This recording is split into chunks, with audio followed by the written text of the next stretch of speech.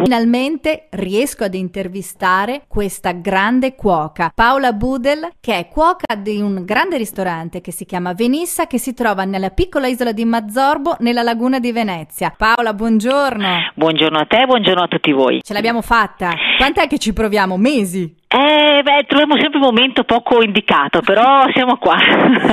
Allora Paola, io come a tutti i nostri ospiti chiedo subito, come hai deciso di fare questo lavoro? Ma questo lavoro è venuto in modo, devo dire, molto naturale, molto spontaneo. Io sono cresciuta in una famiglia dove le verdure, gli animali appunto allevati, dai vitelli ai maiali, polli, faraone, erano all'ordine del giorno. E quindi seguire quest'orma, visto che già cucinavo in casa da piccola, mi sono trovata proprio ai fornelli con mio papà ed è venuto proprio in modo così, naturale, pensare di fare la scuola alberghiera e poi questo percorso. Ma tu esattamente da dove arrivi? Perché arrivi da un posto di montagna. Io sono di Feltre, un paesino vicino Feltre, Cesio Maggiore, nella fascia proprio delle prealpi, del parco naturale delle Dolomiti Bellunesi. Poi hai fatto esperienze in giro per il mondo, tu hai lavorato anche con Gualtiero Marchesi. Sì. E alla fine, da 2 anni a questa parte, hai preso una decisione importante, cioè andare a vivere in quest'isola di Mazzorbo, nella laguna veneziana, ed essere lo chef di un ristorante molto particolare, che è Venissa. Ma in realtà questo progetto l'abbiamo iniziato molto prima, siamo partiti proprio con la Pasqua dell'anno scorso, quindi siamo qui al secondo anno, molto bene devo dire, ed è in realtà una sfida perché siamo proprio in un'isola e quindi con le difficoltà che ci sono di lavorare in un'isola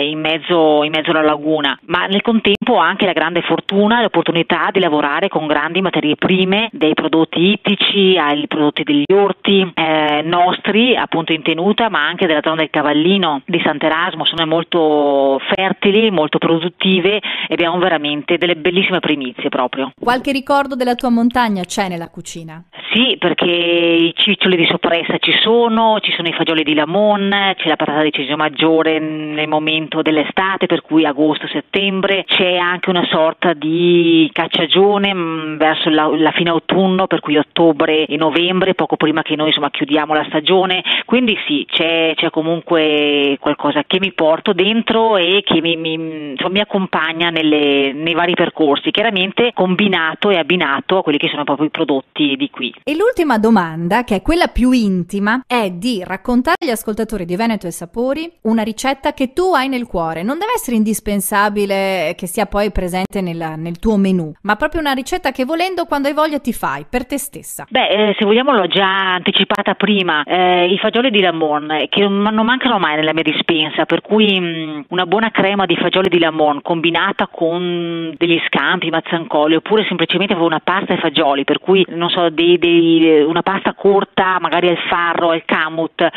cotta al dente e proprio combinata a un po' di crema di fagioli e un po' invece di borlottini ancora interi, sale, pepe e un olio aromatizzato rosmarino, semplicissimo, ed è un piatto che mi faccio spesso volentieri per me, per la mia famiglia e che mangio molto volentieri. Grazie a Paola Budel per essere stata con noi questa mattina, per essersi resa disponibile nonostante fosse già in cucina a lavorare, perché ricordiamoci che oggi non è solo domenica, ma è l'8 maggio, festa della mamma, e sicuramente da te arriveranno tante famiglie oggi. È vero, tante famiglie che appunto vengono a festeggiare le mamme, le nonne, ed è questo un bel segnale. Buona domenica a tutti.